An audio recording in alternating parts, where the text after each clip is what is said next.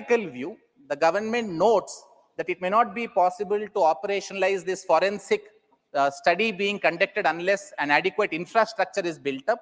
So the provision says that it will come into effect from a date to be notified by the state government within 5 years. Now, in this 5 years, the forensic infrastructure may need to come in. But one lacuna I find, and this may have to be addressed separately, not through the criminal justice system, is that the forensic science and forensic study in India does not have any regulator like the medical institutions or any other institutions. So a regulatory standard may need to be set up, an accreditation which will recognize may have to be provided. So my suggestion, Madam, would be that the government make an appropriate provision for ensuring that the forensic framework is put into place.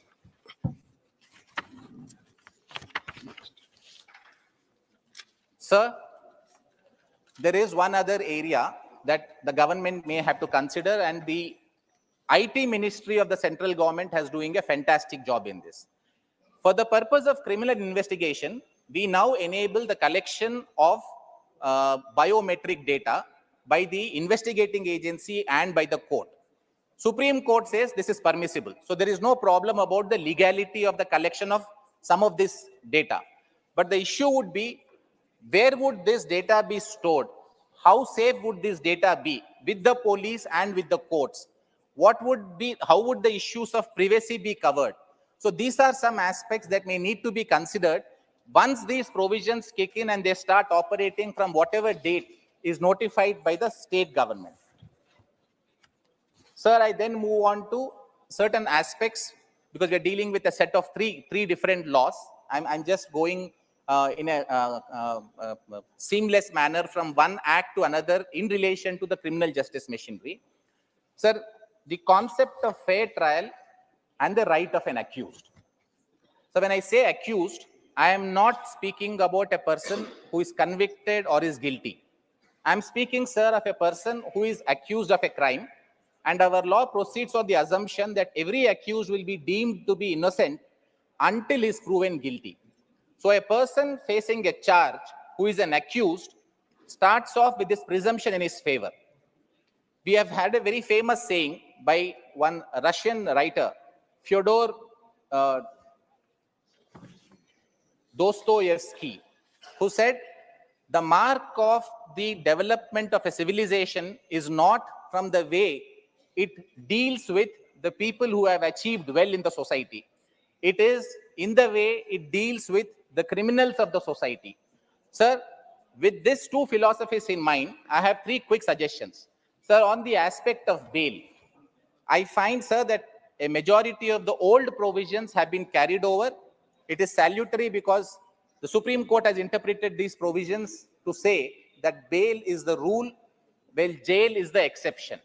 But what happened, sir, is because our justice system was not very good, we have noticed a tendency over a period of time that courts are hesitant to grant bails in any matter where it thinks the accusation is grave, because several of these matters were resulting in acquittals because of witnesses turning hostile or the evidence not being properly placed before the court. Sir, once the changes are made, once we bring in forensics, once we have a better administrative system, we should slowly now start moving towards the developed countries where the criminal justice system clearly adheres to the belief that a person will be released on bail once he provides adequate security and if he is not interfering with the criminal trial, and his punishment will start after he is convicted by the court, not by putting him in jail and not granting him bail even before he is found to be guilty. Because, sir, in many cases we see if person is in jail for 6 months or 1 year and eventually it is found that he is actually acquitted, then the civil liberty can never be brought back. Please conclude, Niranjan Reddy. Sir, I have... you have 9 minutes, you have spoken more. Very well, sir. I'll try to finish as quickly as I can. Sir, while the bail has been liberalized, sir, there's one area that the government may have to consider. Sir, clause 479 in subclause 2 says that the benefit that the government wants to give of half the term being already spent in jail and one third if it is not punishable with life or death, the person is entitled to be granted bail. 479(3) says the above provision will not be applicable if the person is guilty of more than one offense or is involved in more than one case. Sir, even if a person is accused of only one offense, many times we see, sir, that in the FIR they list out 4 or 5 offenses. So even a first-time offender, in the first FIR registered against him, will have more than one offense mentioned against his name, which will deny him the benefit of the bail that is provided under 479(2) of the BNSS. Sir, the third of the issues relating to the rights of accused is in relation to handcuffs, while clause 43(3) specifies that it will be done only in some serious cases. The Supreme Court has clarified that this is ordinarily treated to be inhuman. It must not be resorted to except in exceptional cases. Sir, I would want the government to lay down clear guidelines. It is not that whoever is accused of that variety of offenses need to be brought to the court in handcuffs. Sir, I have been in courts, in criminal courts. Sometimes when there is a grave offense and an offender is brought before the court, it is quite scary. Sometimes it gives us confidence when we see if that person is handcuffed, but this would be extremely rare cases where that kind of protection may need to be granted. So the government may have to come up, sir, with some guidelines in the cases where handcuffing will be permitted. Sir, the provisions now introduce the salutary feature of community service. Just 2 quick points. Sir, what will qualify as a community service? The types of community service are not specified. Now, this would leave it to the discretion of the magistrate. The magistrate will decide what will be community service. Is it sweeping the road? Is it manning a public duty at a traffic light? Or is it something else? So the legislature may have to step in. The parliament may have to come in for the purpose of indicating what are the types of community service that can be imposed by the court. The discretion will be with the court to impose which of the appropriate punishments. Also, sir, if the punishment is to be community service, the Act does not make a provision as to the length for which community service needs to be imposed. So if someone is guilty of theft of less than 5,000, it cannot be that he will be asked to undergo community service for 3 years. That will be worse than him facing punishment for that offense, which may be very small. Sir, then I have 2, 3 other suggestions for making this even more workable. So we find that the Supreme Court of India is inundated with bail petitions, anticipatory bail petitions, and quash petitions, either grant or someone challenging the non-grant of a quash order. So this is happening because the old CRPC provided that all these bails, anticipatory bails, and quash petitions will be heard by a single judge of the High Court. There is no intra-court appeal provided under CRPC. So in the writ jurisdiction or on the civil side, there are a few appellate provisions which say that the appeal would lie from a single judge of the High Court to a division bench. Sir, if in CRPC we bring in the new law, if we are able to bring a provision which will say that there will be an intra-court appeal in relation to bails and quash petitions, almost 80 to 90% of the people will get their justice in the division bench. Either they win or they lose. Very few cases will come up to Supreme Court. It will not clog the Supreme Court. Otherwise, Supreme Court is now left with dealing a lot of these matters, and it is not able to focus, sir, on the more serious and important issues. My friend, sir, Mr. Honorable Member Sujit Kumar had spoken about multiple FIRs. Sir, I find that we still will be having the same problem that for one particular incident, multiple FIRs can be filed in multiple jurisdictions. We have not made a provision, sir, which says that if an FIR relating to that particular offense, I'll take only 2 more minutes, sir. If an FIR relating to the same offense is already registered, and if that is brought to the notice of the second registering police station, the police station must cease any further action. This provision is missing, sir. This may, again, as I mentioned in the earlier part of my address, if there are going to be repeated iterations, and that will be the way we will keep improving, some of these things can be addressed. Sir, also I noticed in clause 173, when an FIR is to be registered, the government wanted to ensure that the non-guilty people are not harassed. So clause 173(3) says that a particular police officer may take 14 days for the purpose of conducting a preliminary inquiry.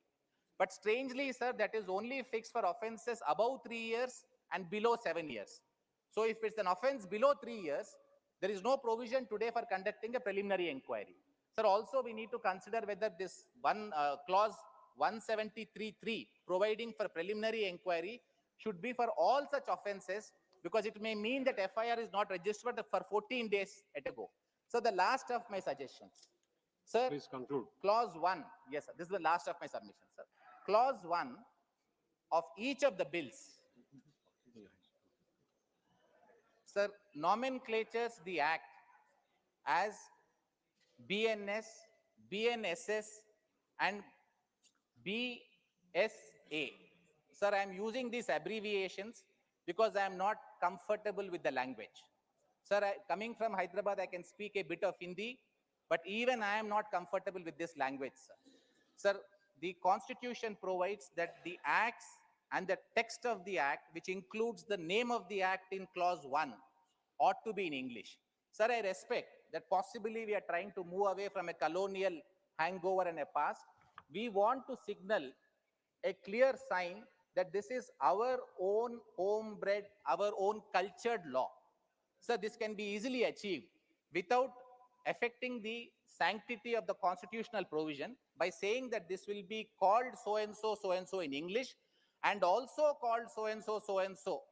Okay. So the two names, if they are mentioned, sir, what may happen is, in any event, the language of the court will be the language that the courts are using. The act becomes much more easier, sir. After spending so much time, sir, I have had this request from a lot of my lawyer friends who keep requesting that when I get to speak on this bill, I must make a request to the government to please include both the English and Hindi titles for this act, so that the act will be easily operational. Okay. Sir, I thank you for the opportunity. And I conclude by saying that my party entirely endorses the approach.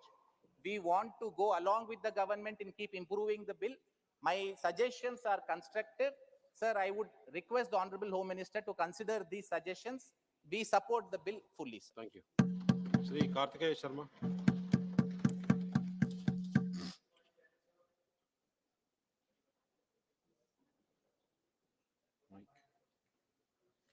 Thank you, Vice Chairman, sir, for allowing me to speak on this historic piece of legislation. I stand to speak in support of the bill. Sir, in the year 1834, the first Indian Law Commission was constituted under the chairmanship of Lord Macaulay, which gave birth to the Indian Penal Code in 1860. The Indian Evidence Act was enacted in the year 1872 with a view to consolidate the law relating to evidence. The Code of Criminal Procedure 1973 regulates the procedure for arrest, investigation, inquiry, and trial of offences under the Indian Penal Code and under any other law governing criminal offences. So these key provisions, which form the basis of the justice delivery system in India, have been antiquated and are age-old. When the British came to India, the original and the only purpose was colonization of the mind, since they believed that if the mind was colonized, they will not lead long-standing armies to colonize the natives. According to the British historian Elizabeth Kolosky, the main idea was that the British felt that the natives and the colonials needed different set of laws under which they were governed, as they felt the natives was incapable of appreciating the rule of law and hence needed stringent laws to be governed. That explains the idea behind the criminal tribes and the Thuggy Acts, which were based on the concept of hereditary criminality, which the British believed was inherent in the natives. Present laws as they stand reeks of colonial hangover. Sir, it still reminds us of the times when the British were ruling us, and they continue to rule us through these acts, written by them for them. These acts were formulated at a time when the population of the country was about 20 crores, and the population today is 7 times as compared to that. The previous acts were designed to serve the crown and its officers at the cost of the Indian society and resources. The acts were not only exploratory in nature, but far, far away from any kind of justice.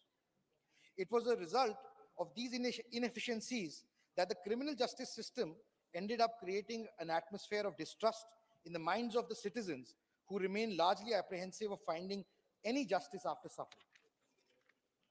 So, due to the changing nature of the society, its attributes, its elements, the laws have become obsolete and fall short in encompassing the overall picture of society and the needs of the prevailing system of the justice at large. A need was thus felt for a long time to overhaul this mechanism, make it more contemporary and inclusive of the existing constructs. So the new proposed laws reflect of the government's intention to align the legal system with the 21st century, emphasizing citizen-centric legal structures, digital transformation, and a focus on the justice rather than the punishment. So the context in which these acts have been introduced is very, very important. And while discussing these, we should not miss the wood for the trees. The intent is to create an ecosystem of justice delivery which is not procedural oriented but justice centric. Sir, I would like to quote a share from Dushyant Kumar, which sums up this entire scenario in a very good way to begin my speech. कैसे मंजर सामने आने लगे हैं, कैसे मंजर सामने आने लगे हैं, गाते गाते लोग चिल्लाने लगे हैं, अब तो इस तालाब का पानी बदल दो, ये कमल के फूल कुमलाने लगे हैं. Sir, many voices have been raised questioning the need for the significance of these bills. I want to substantiate my arguments as well as the need for a total reform of the justice delivery mechanism with a few data points. So at the district courts, almost 4.5 crore cases are pending in various district courts in India. About 1.2 crores are pending for more than 5 years. About 5 lakh cases are pending for more than 25 years. About 40% of these pendencies are due to the fact that either records are awaited or due to non-availability of counsel. If one finds that data worrisome, the pendency report of the high courts is even more worrisome. Almost 70 lakh cases are pending, of which 60% are pending for more than 5 years. The average time in which a decision is likely to be made in a subordinate court is nearly 6 years. 6 years, sir.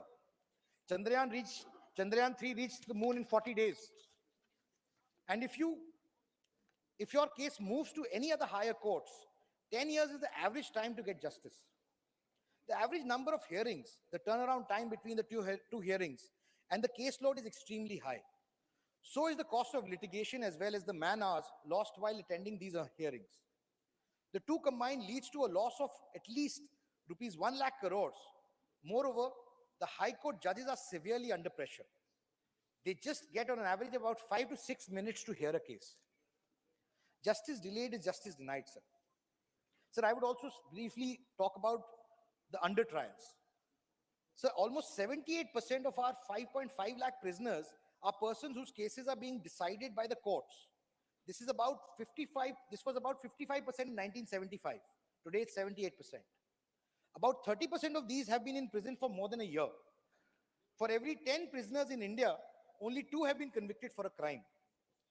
With a yearly average conviction rate of about 40%, our justice system would have kept imprisoned over 3 lakh innocent people. We often read about reports wherein under trial have been kept in prison for periods longer than the punishment itself. People have been acquitted for their cases after spending decades in prisons.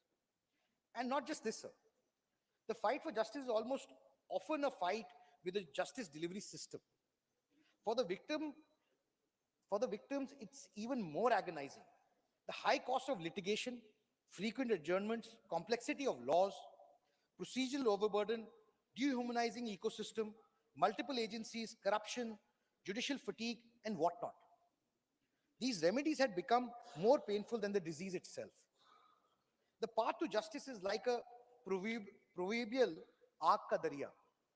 And it is the vision of the leadership of our Prime Minister, Shri Narendra Modi, who has resolved to transform this aag ka darya into a nyay ki pavitra dhara. And for that, I cannot thank him and the Honorable Home Minister enough. It is this backdrop, the introduction of the Bharatiya Nyaya Sanhita, the Nagrik Suraksha Sanhita, and the Sakshya Sanhita to replace the existing archaic laws, the IPC, CRPC, the Evidence Act, is a welcome move, sir. An idea whose time has come. So I'd like to quote John F. Kennedy, who says, "Change is the law of life, and those who look only to the past and present are certain to miss the future." Sir, I would like to throw some light on the key provisions of these bills and how they are an improvement over the existing provisions. The Bharatiya Sakshya Sanhita.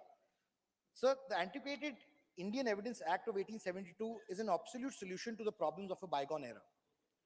Evidently, the act has been adapted to evolving criminal activities and lacks modern criminology practices. Attempts to address this through amendments proved insufficient, indicating the need for a comprehensive overhaul. The Bharatiya Sakshya Bill 23 aims to streamline evidence rules for a fair trial, sir. It omits outdated colonial references and produces from the 1872 Act. Sir, the proposed legislation aims to tackle issues in the current legal system, such as its complexity, high case backlog, low conviction rate, insufficient fines for crimes, overcrowded prisons, limited use of modern technology, delayed investigations, intricate hearing processes, inadequate forensic evidence utilization, and delayed justice delivery for the underprivileged. Sir, amongst the many challenges introduced in the bill, I would like to highlight two key changes. One is the removal of the British references from the bill to align the bill with the ethos of Bharat. The words like Parliament of the United Kingdom, London Gazette, Lahore, United Kingdom, or the Great Britain and Ireland, Her Majesty by the Privy Council, Her Majesty's Dominions, etc. have been deleted. Section 166 relating to the power of the jury to put question, etc. have been deleted as the jury system has already been abolished in India. The terms like lunatic, unsound mind, etc. have also been done away with. The second point I'd like to highlight is the use of technology and digital means in processing evidence. Sir, To conclude, your time is over. Sir, I will seek your guidance. I am the only independent representing the independents in the House, so I'll seek time to complete my speech, sir. Conclude. So, Bharatiya Nyaya Sanhita, the Bharatiya Nyaya Sanhita to replace the Indian Penal Code, sir. So, the age-old IPC, which is almost 150 years old, is plagued with a lot of shortcomings. Complex nature of this legal system, huge pendency of cases in the courts, low conviction rate, the amount of fine prescribed in the laws being very low, overcrowding of under trials prisoners in prisons, very little use of modern technology in the legal systems, delay in investigations, complicated investigations and pending hearing processes, delayed justice due to inadequate use of forensic evidence. All these led to demand for a total reform of the justice delivery systems. Reports from various bodies like the Law Commission of India, Vishwanathan Committee, the Malimat Committee proposed specific amendments to the criminal laws and broader reforms in the criminal justice system. Sir, the BNS has been introduced as a reform and not as an incremental change. Sir, I want to come to few crucial provisions of the bill. The offences against women and children, murder and offences against the state have been given precedence in Sanhita, which was very much required. Transgender has been defined in accordance with the Transgender Persons Right Act of 2019. Community service has been introduced as one of the punishments. So much needed, mob lynching shall be met with life imprisonment. As the instances of hit and run cases, again a very needed law, sir, are on the rise, and a new provision under the clause 104.2 has been made. So section 124A of the IPC relating to sedition has been deleted. And the BNS 23 introduces provisions for the contemporary offenses like economic crimes, organized crimes, cyber crimes, ensuring adequate safeguards for public order, safety, and India's integrity, mandated by the Parliament with democratic approval, compared to the IPC and the other provisions. The Bharatiya Nagrik Suraksha Sanhita. Sir, the proposed legislation seeks to repeal the CRPC 73, introducing technology and forensic science in criminal investigations. It sets timelines for investigation, trials, and judgments. Citizen-centric measures ensure prompt access to the first information report and digital updates on investigations. Summary trials are mandatory for minor offenses, and electronic means like video conferences may be used for examining accused persons. So the BNS stipulates the information about the arrest of a woman must be provided to her relatives, friends, or designated individuals. It sets the time frames for the completion of investigations with provisions for extension under certain circumstances.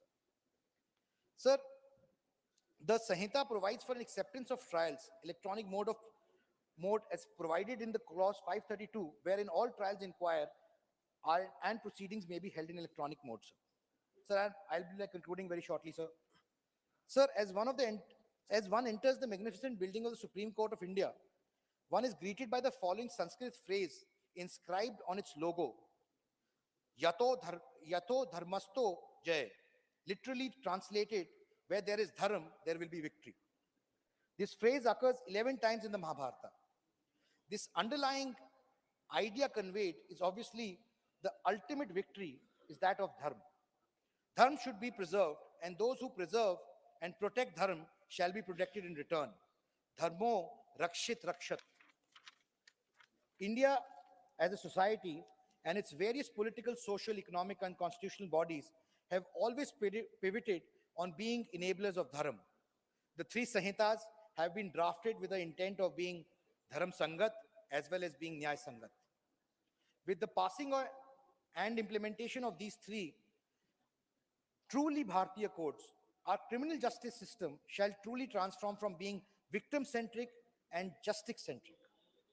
I shall move ahead from one presently restricted to implementation of laws and becoming qualified with attributes of Bharatiya Nagarik Suraksha, Nyay, and it will lead to the way for the real Swaraj.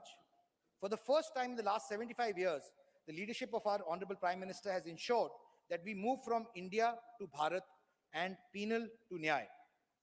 भारतीय होने का गर्व, संस्कृति पहचानने का गौरव, सामाजिक व्यवस्था का गौरव, न्यायपरक नीतियों का गौरव, विकसित भारत का गौरव और विश्व गुरु बनने का गौरव हमें इन पिछले 9 साल में सरकार के अंदर मिला है, sir. Towards the end, I just want to thank the Honorable Prime Minister and the Honorable Home Minister for endowing the responsibility and the opportunity upon us members to discuss and pass this historical bill. Sir, it is rather sad that few of our colleagues who could have been participated positively in this debate chose not to. To them, I wish to tell a quote by Badr Bashir: नए दौर के नए ख्वाब हैं, नए मौसमों के गुलाब हैं, ये मोहब्बतों के चिराग हैं, इन्हें नफरतों की हवा ना दो. Thank you, sir. Shri Vijay Pal Singh Tomar. धन्यवाद माननीय सभापति महोदय. आपने मुझे भारतीय न्याय संहिता 2023, भारतीय नागरिक संहिता 2023, भारतीय नागरिक सुरक्षा संहिता 2023 एवं भारतीय साक्ष्य विधेयक 2023 पर बोलने का अवसर दिया. इसके लिए धन्यवाद. महोदय, मैं इन तीनों बिलों के पक्ष में बोलने के लिए खड़ा हुआ हूं. महोदय, माननीय हमारे देश के यशस्वी प्रधानमंत्री माननीय मोदी जी ने 2019 में लाल किले की प्राचीर से 5 संकल्प किए थे, जिसमें एक ये भी था कि गुलामी के प्रतीकों को हटाने का काम करेंगे. और माननीय मोदी जी जो संकल्प करते हैं उसको सिद्धि तक पहुंचाने का काम करते हैं. उन्होंने चाहे वो अपने रेसकोर्स रोड का नाम लोक कल्याण मार्ग रखा हो, चाहे राजपथ का नाम कर्तव्य पथ रखा हो, चाहे धारा 370 को समाप्त करने का मामला हो, चाहे महिला आरक्षण का मामला हो, चाहे ट्रिपल तलाक को समाप्त करने का मामला हो, और चाहे इंडिया गेट पर सुभाष चंद्र बोस की प्रतिमा लगाने का मामला हो, उन्होंने जो कहा वो किया. महोदय, मैं इतना बताना चाहता हूं कि प्रधानमंत्री जी के नेतृत्व में माननीय अमित शाह जी ने, जो हमारे गृह मंत्री हैं, उन्होंने इन 3 पुराने कानूनों को जो 150 वर्ष पहले ब्रिटिश की संसद ने पास किए थे, बनाए थे, उनको समाप्त करने के लिए यह बिल लाने का काम किया है. महोदय, 1857 का जिक्र आया.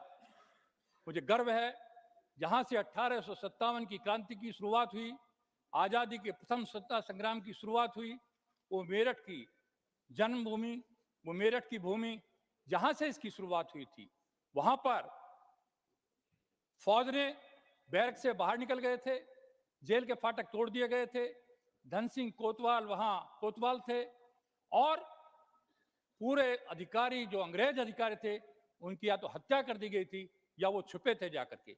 हालांकि और प्रदेश और देश के अन्य हिस्सों में भी वो आंदोलन चला था।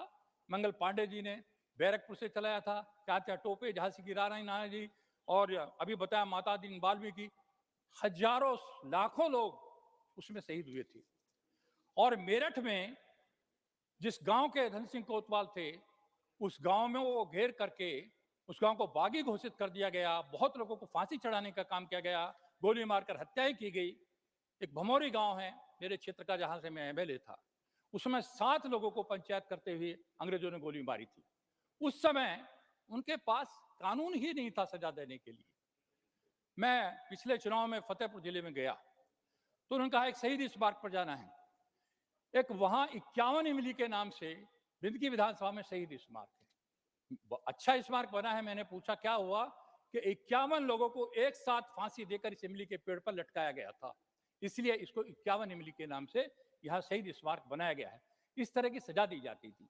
तो अंग्रेजों ने अपनी रक्षा के लिए और दंड देने के लिए वो 3 कानून जो बनाए थे, उनको समाप्त करने का काम हमारे मोदी जी की सरकार ने किया है। क्या वो 3 कानून थे, मैं ये बताना चाहता हूं। पहला कानून था Indian penal code. Indian penal code 1857-60 में अस्तित्व में आया था। और दूसरा था क्रिमिनल पीनल कोड, जो 1898 में अस्तित्व में आया था। और तीसरा था एविडेंस एक्ट, जो 1872 में अस्तित्व में आया था। तो तीनों कानून अंग्रेजों की शासन की रक्षा के लिए थे। उनका दंड देना उद्देश्य था, लोगों को न्याय देना उनका उद्देश्य नहीं था। इसीलिए इन कानूनों से, तीनों बिलों को लाने से पहले हमारे माननीय गृह मंत्री जी ने 18 राज्यों और केंद्र शासित जो राजधानी थी उनमें सुप्रीम कोर्ट के जजों, हाई कोर्ट के चीफ जस्टिस, न्यायिक एकेडमी वाले, 22 यूनिवर्सिटीज, 142 सांसद, 270 विधायकों, तमाम लोगों से सुझाव लिए और 4 वर्ष तक गहन इस पर विचार विमर्श हुआ। और करीब 158 बैठके में माननीय गृह मंत्री जी स्वयं उपस्थित रहे थे। तो महोदय, मैं बताना चाहता हूं कि इन कानूनों को लाने से पहले पूरी तैयारी की गई थी। 19 से लगाकर 4 साल इसमें लगाए गए थे। उनकी स्टैंडिंग कमेटी में, जैसा अभी बताया था, भेजा गया था। उनके भी सुझाव इसमें शामिल करने का काम किया गया था। तब ये इंडियन पीनल कोड की जगह आया था भारतीय न्याय संहिता 2023। भारतीय नागरिक सुरक्षा 23 आया था सीआरपीसी की जगह, और जो एविडेंस एक्ट था उसकी जगह भारतीय साक्ष्य विधेयक 2023 लाने का काम किया था। महोदय, इस भारतीय न्याय संहिता जो इंडियन पीनल कोड है, उसमें पहले 511 धाराएं थीं। अब उसकी जगह 358 धाराएं होंगी। 175 धाराओं में बदलाव किया है, 22 धाराओं जोड़ी गई हैं और 19 धाराओं को निरस्त करने का काम किया है। और मैं बताना चाहता हूं कि नागरिक सुरक्षा जो 2023 सीआरपीसी 98 की जगह आया है, जो 98 का सीआरपीसी था उसकी जगह नागरिक सुरक्षा, भारतीय नागरिक सुरक्षा संहिता लाई गई है। इस बिल में अब 533 धाराएं हैं। 160 पुरानी धाराओं में बदलाव किया गया है, 9 पुरानी धाराओं को निरस्त किया गया है। तीसरा एविडेंस एक्ट, ये इसकी जगह तीसरा साक्ष्य विधेयक 2023 लाया गया है। ये पहले 167 धाराओं के स्थान पर अब 170 धाराएं होंगी। 23 धाराओं में बदलाव किया गया है, एक नई धारा जोड़ी गई है और 5 धाराओं को निरस्त किया गया है। पुराने तीनों कानून जो ब्रिटेन की संसद द्वारा पारित किए गए थे, वे गुलामी के प्रतीक थे। उन्हें समाप्त करने का काम हमारे गृह मंत्री जी ने और वर्तमान सरकार ने किया है। महोदय, कानून में जो दस्तावेज थे उनकी परिभाषा को विस्तार से इलेक्ट्रॉनिक या डिजिटल, डिफाइंड ईमेल, सर्वर नक्स, computer, smartphone, laptop, SMS, website, locational साक्ष्य डिवाइस, उपलब्ध मेल पर मैसेज के, इनको सबको कानूनी वैधता देने का काम किया गया है, जो आज के इलेक्ट्रॉनिक युग में बहुत जरूरी था।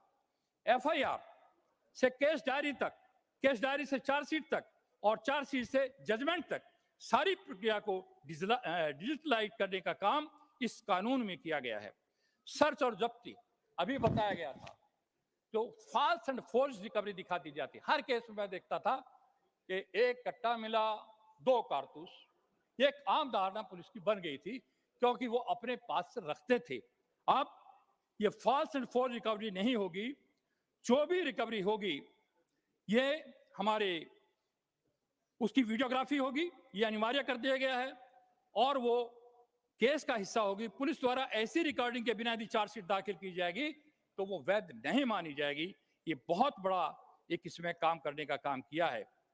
पहले अभी मेरे पूर्व वक्ताओं ने भी कहा, एक लंबे टाइम तक केस खिंचता था, अब समय सीमा तय की कर दी गई है, 3 साल से ज्यादा कोई केस नहीं चलेगा। और वकील जो लगातार एडवोकेट तारीख पर तारीख लेते थे, 2 से ज्यादा एडजॉर्नमेंट अब नहीं ले सकेंगे।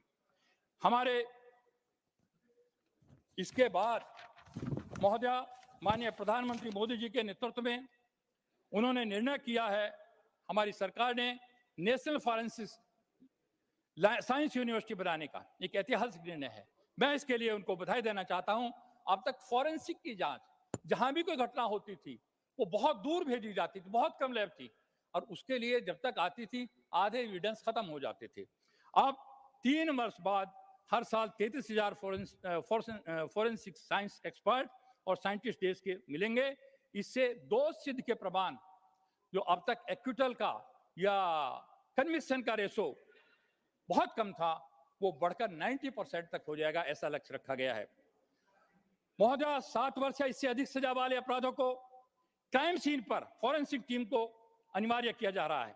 इसके माध्यम से पुलिस के पास एक वैधानिक साक्ष्य होगा, एक एविडेंस होगा, जिसके बाद कोर्ट में दोषियों को बरी होने की संभावना बहुत कम होगी और कन्विक्शन की संभावना बढ़ जाएगी।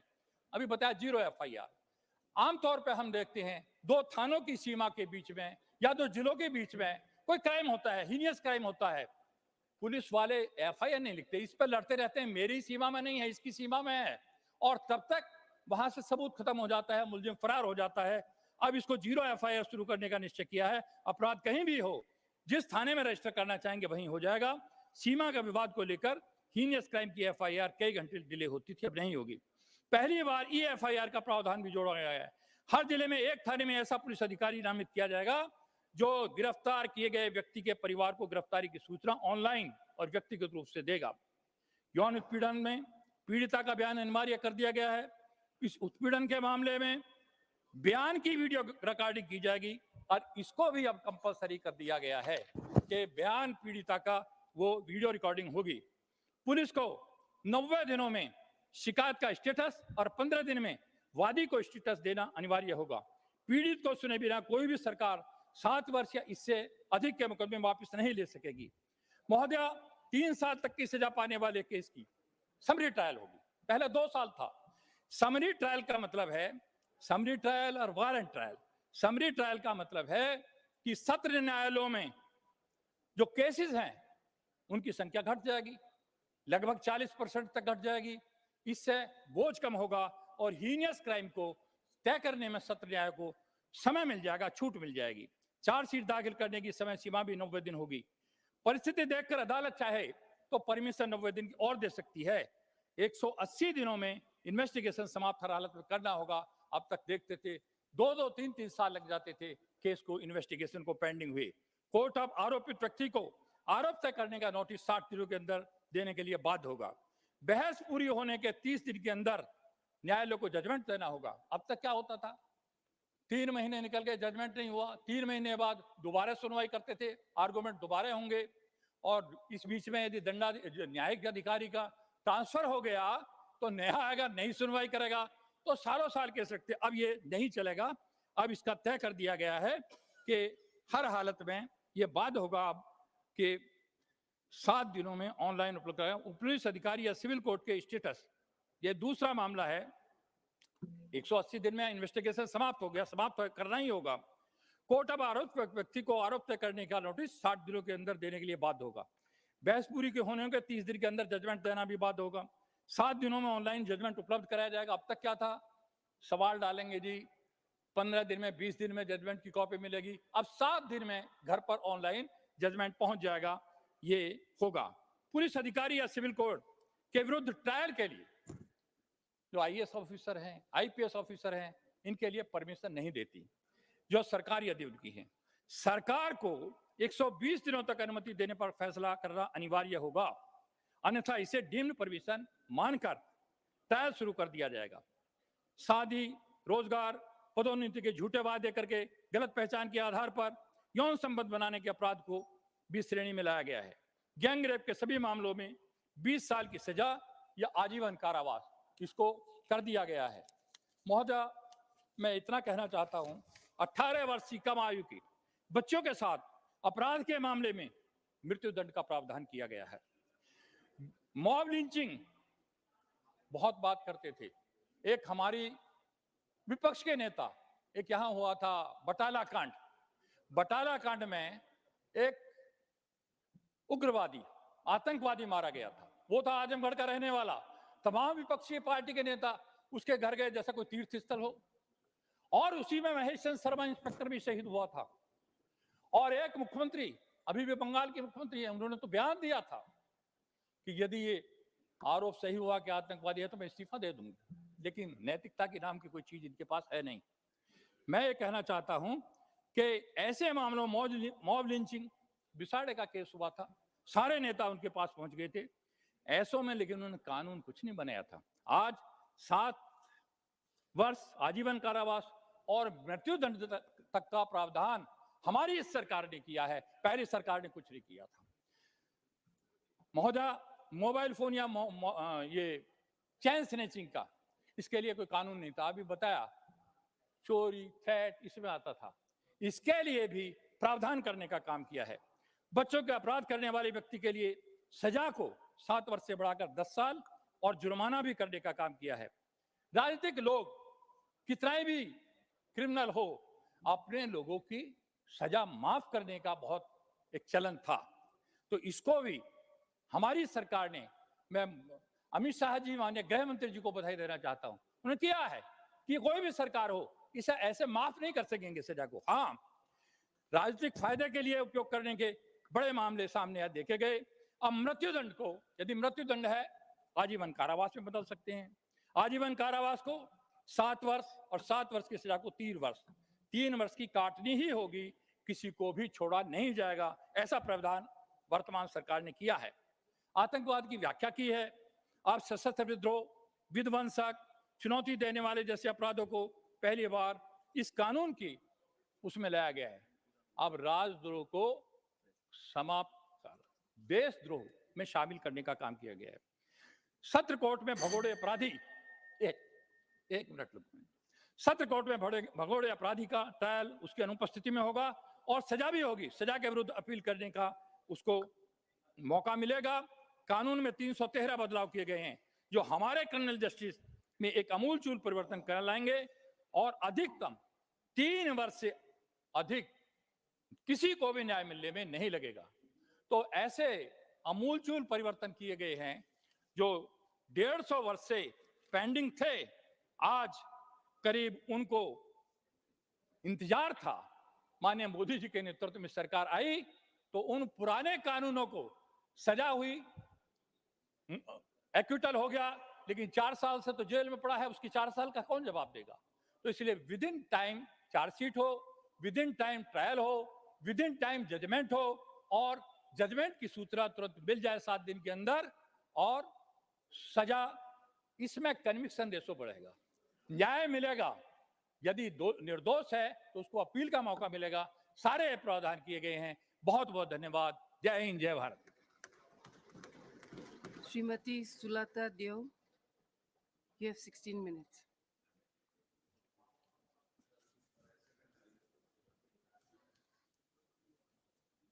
माननीय वाइस चेयरमैन मैडम, ये इतना गंभीर विषय में मुझे बोलने के लिए मौका देने के लिए मैं आपका धन्यवाद करती हूँ। ये जो बिल के ऊपर आज चर्चा हो रहा है, ये तीनों बिल को मिलाकर ये लोकसभा में कल पारित हो चुका है। आईपीसी, इंडियन पिनल कोड 1860 की जगह भारतीय न्याय संहिता 2023, ये 160 साल पुरानी लॉ है। सीआरपीसी जो 2 नंबर में है, ये 1898 की 98 से है और ये इसके जगह भारतीय नागरिक सुरक्षा संहिता 2023 जो 130 साल पुरानी लॉ, ये क्रिमिनल लॉ, और एक है जो इंडियन एविडेंस एक्ट 1872 की जगह भारतीय साक्ष्य अधिनियम 2023, ये 51 साल से अमेंडमेंट नहीं हुआ था। हम लोग 21वीं सदी में आ गए हैं। मैं ये बोलना चाहती हूँ कि कहीं ना कहीं पर जो इतने साल पुराने जो सारे क्रिमिनल लॉज थे, ये आईपीसी, सीआरपीसी, इंडियन एविडेंस